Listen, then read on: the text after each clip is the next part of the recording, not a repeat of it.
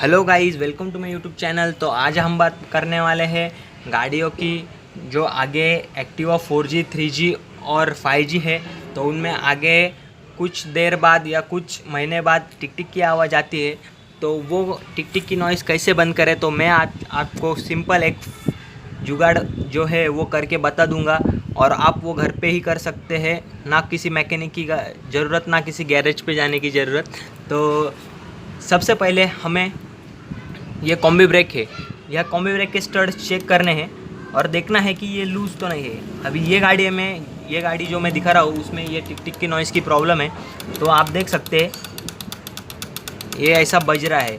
तो ये बजने का कारण, जब आपकी गाड़ी चलती है तो गाड़ी वाइब्रेट होती है, तो वाइब्रेट होने के कारण ये टिक टिक की नॉइज़ आती है और आपको इरिटेट होता है। तो ये नॉइज़ हम कैसे बंद कर सकते हैं, तो इसके लिए मैं आपको बताऊंगा बहुत ही सिंपल और आसान टेक्निक। सबसे पहले हमें लेना है एक रबर।